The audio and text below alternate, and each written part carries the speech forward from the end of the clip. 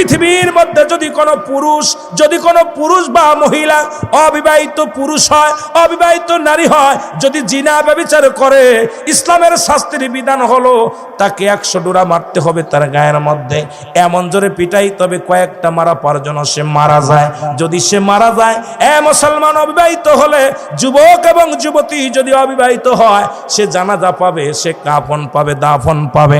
মুসলমান যদি কয়েকটা মারা পর যদি মারা যায়, মারা যাওয়ার পর তাকে প্রথম গোসল করাবে, গোসল করে তারে কি করাবে? মুসলমান কাফন পরাবে, কাফন পরায় জানাজা পড়াবে, জানাজা পড়ায় দাফন করাবে। যদি কোনো অবিবাহিত পুরুষ হয়, অবিবাহিত নারী হয়, মুসলমান শুনে নাও, এরপরে বাকি যে বেতের আঘাতগুলো থাকবে, চাবুকের আঘাতগুলো থাকবে, তোমার কবরের উপরে হাঁকাইতে হবে। এটা হলো ইসলামের বিধান। বাবারা শুনে নেন, যে সমস্ত বিবাহিত নারী, বিবাহিত পুরুষ জিনা করবে, এদের শাস্তির বিধান হলো, এদেরকে যখন জিনা করে, এদেরকে সর্বপ্রথম নাভি পর্যন্ত মাটির নিচেই পুঁততে হবে, নাভি পর্যন্ত মাটির ভিতরে পুঁততে হবে।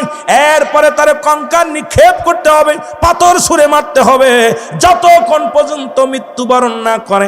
মানুষের সামনে আড়ালে নয়, ওই রাস্তার কোনারে বা রাস্তার মধ্যে মাটি পামা বুক পর্যন্ত মাটি খুঁড়ে তাকে পুঁততে হবে, নারী পুরুষ দুজনকেই পুঁততে হবে, যতক্ষণ পর্যন্ত মৃত্যুবরণ না করবে। পাথর মারা বন্ধ করা যাবে না, পাথর চালাতে হবে। যখন নিশ্চিত হয়ে যাবেন উনি মৃত্যুবরণ করেছে, ওখান থেকে আপনি তাকে তুলাবেন, খুশে উঠাইবেন, মাটির উপরে উঠাইবেন, উঠায়া এই কোন পুরুষ জিনাকারী, মুসলমান বিবাহিত জিনাকারী, বিবাহিত নারী, বিবাহিত পুরুষ যারা বিবাহ করছে, এই নারীগুলো তাদের মৃত্যুর পরে তাদের জানাজা পড়া দূরত্ব নয়, তাদের কাফন দেয়া দূরত্ব নয়, তাদের মুসলমান মাটি দেয়া দূরত্ব নয়। ওই বিবাহিত নারী, বিবাহিত পুরুষদেরকে শিয়াল কুকুর দিয়ে খাওয়াই দিতে হবে, পথের মধ্যে তাদের দেহখানা খাওয়াই দিতে হবে। আল্লাহর কসম করে বলি, যদি হবিগঞ্জের জমিনে একটা বিচার যদি হতো, একটা বিচার যদি হতো, আজকে সামনে 14ই ফেব্রুয়ারি হাজার হাজার নারী, হাজার হাজার পুরুষ জিনা ব্যভিচারে লিপ্ত হবে। এই জন্য আমি বলে যাই, একটা বিচার যদি আজকে হবিগঞ্জের জমিনে হতো, আল্লাহর কসম, আল্লাহর কসম, জিনা ব্যভিচার চিরতরে বন্ধ হয়ে যেত। জোরে বলেন ঠিক কিনা? এই জন্য নবীর ইশকে দিওয়ানে আমরা কোথায়? হাসরের ময়দানে নবী, মিজানে নবী, ফুলসিরাতে নবী, ইয়াউমাল কিয়ামতের ময়দানে নবী। এই নবী বলে গেলেন, দুইটা জিনিস যে ব্যক্তি হেফাজত করতে পারবে, আমি নবী তার হাত ধরে জান্নাতে নিয়ে যাব। নবীর সাথে জান্নাতে যেতে চান কে কে? একটু হাত দুখানা তোলেন। নারে তাকবীর।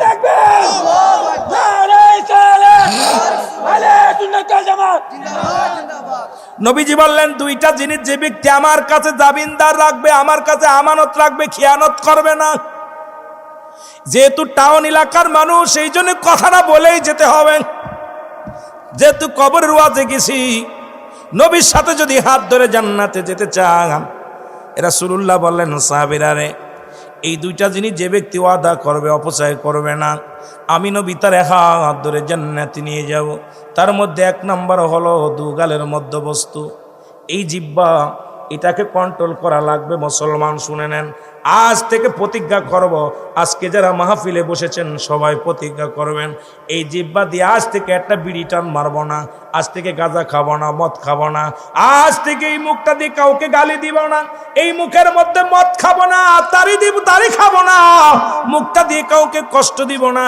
এই মুখটা যে ব্যক্তি কন্ট্রোল করতে পারবে, আল্লাহর নবী তার হাত ধরে জান্নাতে নিয়ে যাবে। সুতরাং আমার আল্লাহ তাআলা মায়ের নাভির সঙ্গে, মুসলমান শুনে নেন, আপনার নাভিটা জোড়ায়া দিছে কিসের জন্য? এই নাপাক পানি আপনার আব্বা মায়ের, আপনার মায়ের না, ওই নাপাক পানি আপনাকে মুখ দেখাওয়ান নাই। এই মুখটা পবিত্র রাখছে আল্লাহর জিকির করার জন্য, রাসূলের দুরূদ পড়ার জন্য, মা বাবার ডাকার জন্য। মুসলমান, সেই মুখের মধ্যে আজ থেকে কি রাজি আছেন? আজ থেকে আর বিড়ির মধ্যে টান দিব না, গাজার মধ্যে টান দিব না, ইয়াবার মধ্যে টান দিব না, আজ থেকে মাদক সেবন করব না, মদ খাবো না, জুয়া খেলবো না।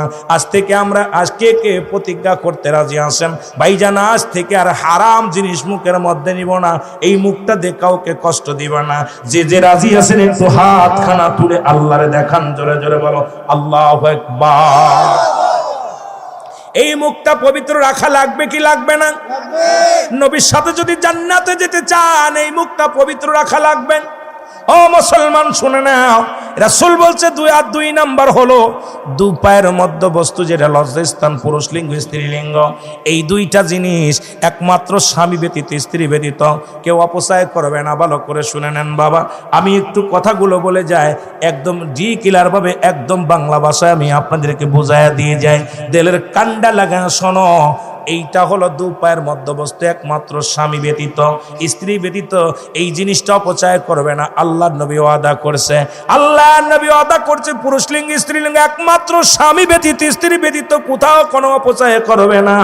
আল্লাহর নবী ওয়াদা করেছে, ওই ব্যক্তির হাত ধরে আমি নবী জান্নাতে নিয়ে যাব। কে কে রাসূলুল্লাহর সঙ্গে জান্নাতে যেতে চান একটু হাতখানা দেখায় দেন, আল্লাহর জোরে বলেন আল্লাহু আকবার। আর একটু জোরে বলেন আল্লাহু আকবার। এই দুইটা জিনিস সামনে আসতেছে 14ই ফেব্রুয়ারি। হয়তো এর আগে আর মাহফিলে আসতে পারবো না। আপনাদের এলাকায় কত হাজার হাজার নারী, হাজার হাজার পুরুষ জিনায় লিপ্ত হয়ে যাবে। আমি আপনাদেরকে বলে যাই, কথাটা বলে যাই, হঠাৎ করে লাইনটা ঘুরাইয়া দিছে এই কারণে, কারণ আমারও মরতে হবে, আপনাদেরও মরণের পেয়ালা পান করতে হবে। এই মরণের আগে জিনাকারীর হিসাবটা একটু শুনে যায়, এই জিনাকারীর আযাবটা একটু শুনে যায়। মুসলমান শুনে নাও, শুনে নাও, এই দুইটা জিনিস যে ব্যক্তি হেফাজত করবে, নবী তার হাত ধরে জান্নাতে নিবে। জিনার পরিমাণ শুনে নাও, ভালো করে শুনে নাও। ও মুসলমান, ইসলামের বিধান শুনে নাও, ভালো করে জেনে নাও। পৃথিবীর মধ্যে যদি কোনো পুরুষ বা মহিলা, অবিবাহিত পুরুষ হয়, অবিবাহিত নারী হয়, যদি জিনা ব্যভিচার করে, ইসলামের শাস্তির বিধান হলো তাকে 100 ডোরা মারতে হবে তার গায়ের মধ্যে। এমন জোরে পিটাই, তবে কয়েকটা মারা পার জন্য সে মারা যায়। যদি সে মারা যায়, মুসলমান অবিবাহিত হলে, যুবক এবং যুবতী যদি অবিবাহিত হয়, সে জানাজা পাবে, সে কাফন পাবে, দাফন পাবে। মুসলমান যদি কয়েকটা মারা পর যদি মারা যায়, মারা যাওয়ার পর তাকে প্রথম গোসল করাবে, গোসল করায় তারে কি করাবে? মুসলমান কাফন পরাবে, কাফন পরায় জানাজা পড়াবে, জানাজা পড়ায় দাফন করাবে। যদি কোনো অবিবাহিত পুরুষ হয়, অবিবাহিত নারী হয়, ও মুসলমান শুনে নাও, এরপরে বাকি যে বেতের আঘাতগুলো থাকবে, চাবুকের আঘাতগুলো থাকবে, তোমার কবরের উপরে হাঁকাইতে হবে। এটা হলো ইসলামের বিধান। একটা যদি আপনার এই মুসলমান হবিগঞ্জের জমিনে এইরকম একটা যুবক যুবতী যদি একবার ইসলামের বিধান অনুযায়ী বিচার করা হতো, আল্লাহর কসম করে বলি, আপনাদের হবিগঞ্জ শহর থেকে, এই জেলা থেকে চিরতরে জিনা বা বিচার বন্ধ হয়ে যেত। জোরে বলেন ঠিক কিনা? আর একটু জোরে বল আল্লাহু আকবার। এ তো গেল অবিবাহিত। বিবাহিত পুরুষ, বিবাহিত নারী, এখন সব জায়গা শুধু ব্যভিচার। প্রায় জায়গা দেখতেছি, গতকালকেও দেখলাম, ও মুসলমান, 3 ছেলে মেয়ে রেখে মা পরক্রিয়ায় পড়ে অন্য পুরুষের হাত ধরে চলে গেছে। হাজার হাজার রিপোর্ট দেখা যায়। কি করো, বাবা থাকে বিদেশে, বিবি অন্য পুরুষ অন্য মহিলার সঙ্গে আসক্ত হয়ে গেছে। বাবারা শুনে নেন, যে সমস্ত বিবাহিত নারী, বিবাহিত পুরুষ জিনা করবে, এদের শাস্তির বিধান হলো, এই যারা বিবাহিত নারী, বিবাহিত পুরুষ, ভালো করে লেখে নেন, যারা শাস্তির বিধান হলো, এদেরকে যখন জিনা করে, এদেরকে সর্বপ্রথম নাভি পর্যন্ত মাটির নিচেই পুঁততে হবে, নাভি পর্যন্ত মাটির ভিতরে পুঁততে হবে। এরপরে তার কঙ্কাল নিক্ষেপ করতে হবে, পাথর ছুঁড়ে মারতে হবে, যতক্ষণ পর্যন্ত মৃত্যুবরণ না করে। মানুষের সামনে আড়ালে নয়, ওই রাস্তার কোনারে বা রাস্তার মধ্যে মাটি পামা বুক পর্যন্ত মাটি খুঁড়ে তাকে পুঁততে হবে। নারী পুরুষ দুজনকেই পুঁততে হবে, যতক্ষণ পর্যন্ত মৃত্যুবরণ না করবে। পাথর মারা বন্ধ করা যাবে না, পাথর চালাতে হবে। যখন নিশ্চিত হয়ে যাবেন উনি মৃত্যুবরণ করেছে, ওখান থেকে আপনি তাকে তুলাবেন, খুশে উঠাইবেন, মাটির উপরে উঠাইবেন। উঠায়া এই কোন পুরুষ জিনাকারী, মুসলমান বিবাহিত জিনাকারী, বিবাহিত নারী, বিবাহিত পুরুষ যারা বিবাহ করছে, এই নারীগুলো তাদের মৃত্যুর পরে তাদের জানাজা পড়া দূরত্ব নয়, তাদের কাফন দেয়া দূরত্ব নয়, তাদের মুসলমান মাটি দেয়া দূরত্ব নয়। ওই বিবাহিত নারী, বিবাহিত পুরুষদেরকে শিয়াল কুকুর দিয়ে খাওয়াই দিতে হবে, পথের মধ্যে তাদের দেহখানা খাওয়াই দিতে হবে। আল্লাহর কসম করে বলি, যদি হবিগঞ্জের জমিনে একটা বিচার যদি হতো, একটা বিচার যদি হতো, আজকে সামনে 14ই ফেব্রুয়ারি হাজার হাজার নারী, হাজার হাজার পুরুষ জিনা ব্যভিচারে লিপ্ত হবে।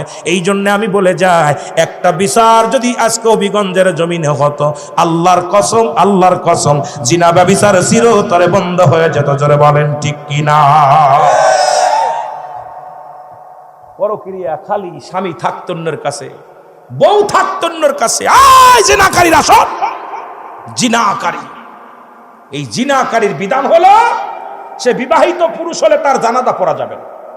ফতুয়া মুফতি সাহেব আছে, বিবাহিত হলে তাকে কাফন পরানো যাবে না, দাফন দেওয়া যাবে না, তার লাশটা ছুঁড়ে মারতে হবে। পা কোথায়? রাস্তায় ছুঁড়ে মারতে হবে, কুকুর শেল দিয়ে খাওয়া দিতে হবে। আজকে আমার দেশে যতগুলো ধরা পড়ে বিষয় 90% হচ্ছে জিনাকারী অবস্থা। জিনার অবস্থা দেখলে বড্ড ভয় লাগে। আর কেন হবে না? কারণ আমাদের কপাল ভালো না। কারণ যে দেশে বাংলাদেশে 90% মুসলমান, সেই দেশে ঢাকা মর্গে হয় জিনা, সেই দেশে চট্টগ্রাম মর্গে হয় জিনা। আমি মিথ্যা বলতে আসি নাই বাবা।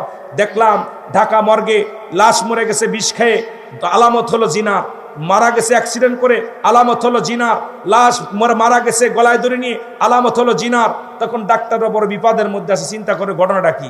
মারা গেল এক ফেলি, আলামত এটা কেন?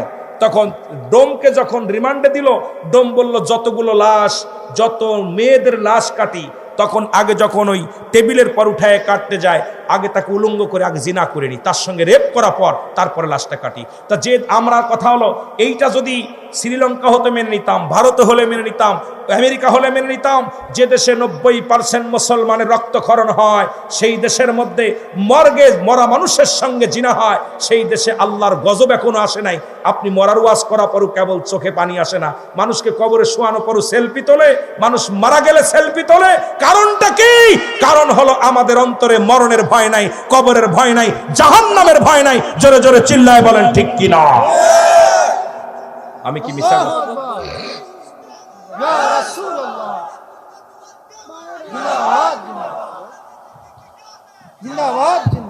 আমি কি আপনাদের মিথ্যা কথা বলছি? মিথ্যা বলছি? আমি আশ্চর্য হয়ে গেছি। যদি অন্য রাষ্ট্রে হতো, মরার পরে, আমার দেশে মরার পরে মর্গে নিয়ে যায় লাশ কাটার জন্য, ময়নাতদন্তের জন্য, সেখানেও লাশের সঙ্গে জিনা হয়। আল্লাহ, আপনারা শুনলে কষ্ট পান। অনেক সাধারণ মানুষ এগুলো জানেন না। দুইটা হাসপাতাল, তো ঢাকা মেডিকেল কলেজ হাসপাতাল, চট্টগ্রাম মেডিকেল কলেজ হাসপাতাল, দুইটাই ধরা পড়ছে। তারা বলতেছে একজন নয়, দুজন নয়, যতগুলো নারী কাটছে সব আগে জিনা করে নিছে। অন্য যে বুড়া মুড়া যেগুলো ভাঙড়ি চুংড়ি, এগুলোর কাজ যায় না, একটু মোটামুটি কথা বোঝেন। তারপরে তাহলে আমার দেশ কত জিনা ব্যভিচার চলতেছে। আল্লাহ যে এই যে কিছুদিন আগে করোনা দিয়েছিল, আল্লাহ আমাদেরকে শেষ করে দেওয়ার দরকার ছিল। কারণ আমাদের মধ্যে কোনো ভয় ভীতি একেবারেই আমাদের নাই। কারণ আমাদের অন্তর এমন মরা মরছে, অন্তরের ভিতরে মরমরে পাথর হয়ে গেছে। এই অন্তরের ভিতরে আল্লাহর ভয়, রসুলের প্রেম জাগতেছে না। কোথায় অবস্থান বিরাজ করতেছি? হাতের মধ্যে জিনা, পায়ের মধ্যে জিনা, ব্যভিচার চোখের মধ্যে জিনা, জিনা আর জিনা, ব্যভিচার। জোরে বলেন ঠিক কিনা?